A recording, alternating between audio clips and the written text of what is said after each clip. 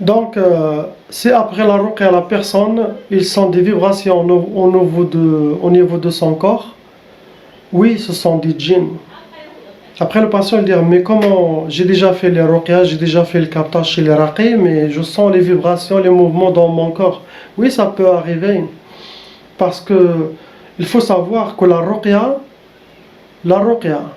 enlève les sorcelleries et les djinns shayatin qui sont venus avec cette sorcellerie. Parce que quand il y a la sorcellerie, le sorcier envoie plusieurs groupes de shayatin. Il fait la sorcellerie, il envoie plusieurs groupes de shayatin. Et ces groupes de shayatin, chacun ce qu'il sait faire, chacun son travail. Ok? Donc, parmi ces groupes, il y en a qui doivent entrer, posséder le corps de victime. Et l'autre groupe, il doit être autour. Donc, il y en a un groupe qui doit être à l'intérieur et l'autre, il doit être autour. Tout ça pour détruire ce patient et appliquer ce qui a été demandé aux sorciers de faire contre eux. Ça veut dire appliquer ce que le sorcier veut, ce que la sorcellerie veut. Donc, il n'y a pas de sorcellerie sans djinn, il faut le savoir. Parce que les gens ils disent j'écoute la sorcellerie, j'ai pas de djinn. C'est impossible. Comment ça va marcher cette sorcellerie? C'est qui va appliquer cette sorcellerie? Ce qui est écrit dans cette sorcellerie, ce sont les shayatins. Ceux qui doivent appliquer. Mais tu peux avoir des djinns sans la sorcellerie. Oui. Des djinns squatteurs, des djinns qui sont venus toutes seules, entrer dans votre corps. Comme Sayyidina Rasulullah sallallahu alayhi wa sallam, il a dit, Al-jinn tajri majra dami fil jasad. Les djinns circulent dans le corps humain comme les circulations des sangs. Ils peuvent, même si vous fermez vos brèches, et si les djinns veulent rentrer en vous, ils vont créer une autre porte et ils vont entrer en vous. Mais comme j'ai dit, la ruqya enlève la sorcellerie et les djinns qui sont venus avec la sorcellerie. C'est le plus important. Car c'est ceux-là qui sont venus avec la sorcellerie, c'est ceux-là les plus dangereux. Ceux-là, ils sont là pour vous détruire. Ils ont un pacte satanique, ils ont un ahd. Ils doivent appliquer la sorcellerie jusqu'à la mort. Jusqu'à votre mort. Ils ne vont pas quitter cette sorcellerie. C'est cela le plus important que la ruqya enlève. Après, il ne faut pas venir chez le raqi et attendre que il va enlever toutes les djinns de la terre. Non, c'est impossible. Donc après la ruqya, le plus important, c'est là enlever la sorcellerie, les djinns de la sorcellerie, c'est très très bien. Il confirme qu'il n'y a plus de sorcellerie, il n'y a plus de djinns. Tu passes une semaine ou quoi, tu sens des djinns dans le rêve ou quoi? Ça ne veut dire pas qu'il n'a pas fait son travail. Non, il a fait son travail. Donc il faut voir avec lui, vous le contactez. Voilà ce que j'ai, ce que j'y vais dans le rêve. Lui, il va vous confirmer. Si ce sont des djinns squatteurs, c'est facile. Il va vous dire ce qu'il faut faire pour les faire sortir de votre corps facilement. De toute façon, les djinns squatteurs, ils ne restent pas longtemps. Ils sont là pour... Il y en a qui viennent pour manger. Il y en a qui viennent pour regarder le foot parce que lui, il aime le foot. Et toi, tu aimes le... Il y en a qui rentrent en vous parce que tu fumes le chicha. Donc, il est là pour fumer le chicha. Il y en a qui rentrent en vous pour manger. Manger les deux, côté spirituel, côté physique, à travers votre bouche. Donc, il a les deux sens. Il aime utiliser. Il aime sentir l'effet.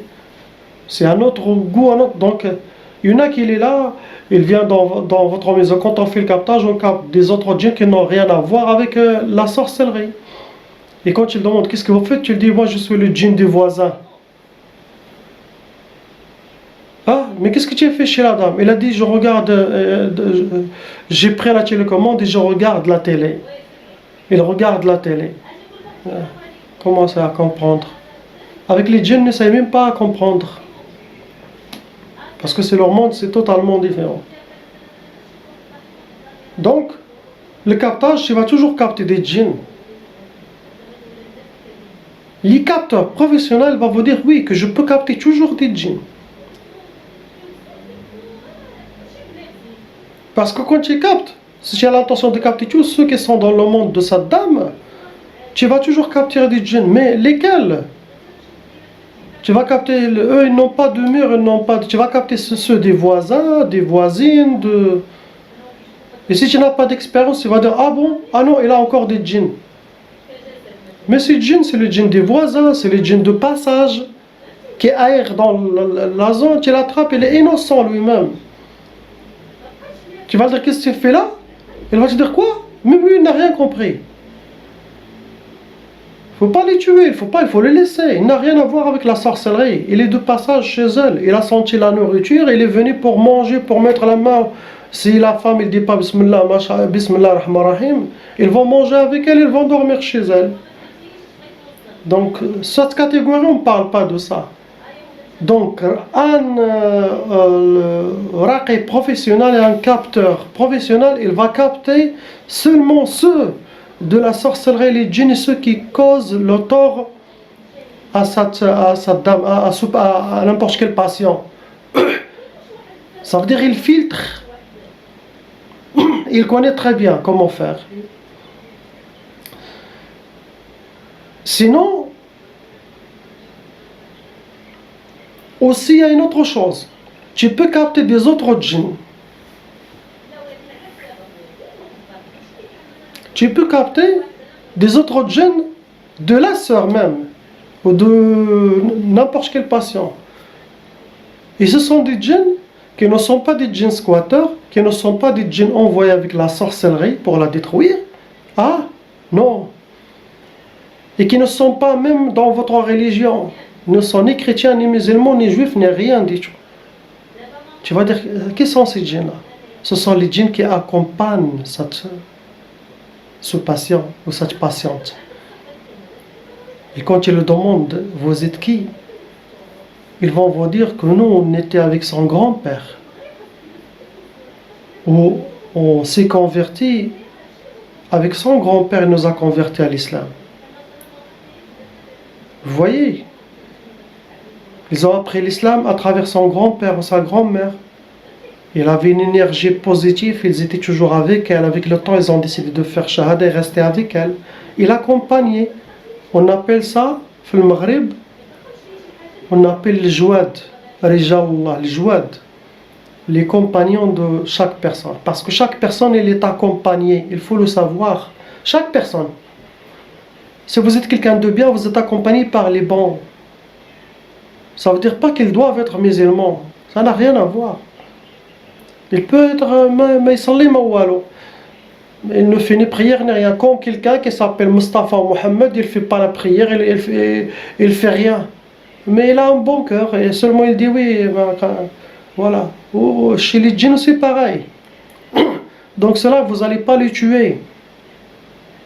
Être sûr et certain qu'ils ne vont pas le causer de tort. Ils l'accompagnent depuis des générations. Ils ont passé à elle parce qu'ils se ressemblent beaucoup à sa grand-mère ou à son grand-père qui les a traités bien, ils étaient avec lui, donc ils ont décidé de continuer. Donc cela aussi, il ne faut pas les toucher. Et cela, s'ils peuvent vous défendre, ils peuvent. Mais quand il y a de la sorcellerie, les djinns, eux, ils s'éloignent un peu. Parce que sorcellerie et djinns, ils viennent avec une vraie armée. Eux, ils ne peuvent pas. Et toujours, ils souhaitent, ou ils te guident vers un raqi, pour que toi tu te libères et ils reviennent à vous. Donc il y a beaucoup de secrets dans le domaine de Ruqya parce qu'elle est liée à la spiritualité. Donc le Ruqya, il doit avoir un côté spirituel développé. Comment développer ce côté spirituel? Avec le dhikr d'Allah subhanahu wa ta'ala. Si celui qui ne fait pas beaucoup de dhikr d'Allah subhanahu wa ta'ala, comment tu veux développer ou réveiller ou ouvrir l'œil de votre spiritualité?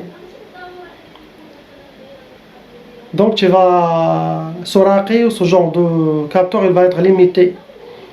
Comme dans une boîte, il ne sort pas de cette boîte. Mais quand tu es plus spirituel, ton âme, ta spiritualité, il voyage, il sort tu as beaucoup de secrets. Et ça, je vais parler de ça dans une autre vidéo parce que c'est un autre domaine, un autre océan. Quand vous plongez dans cet océan, vous allez vous perdre. Il faut être aussi guidé, comme on a dit. Guidé, physique et spirituel.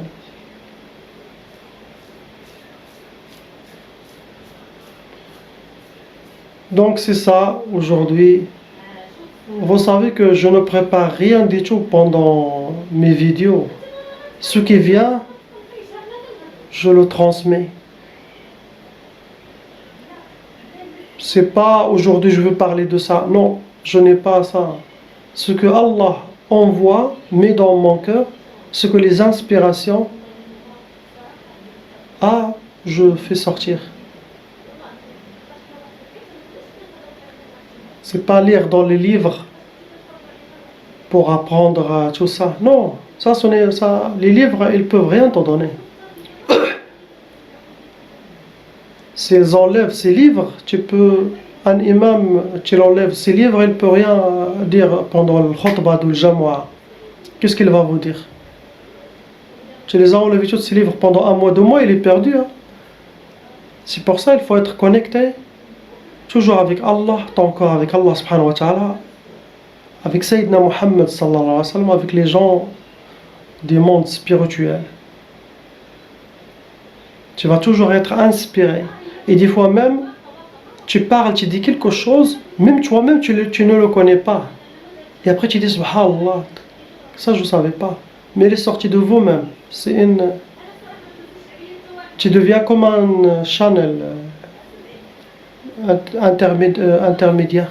Tu fais passer le message. C'est ça l'oraqi, capteur, plus connecté.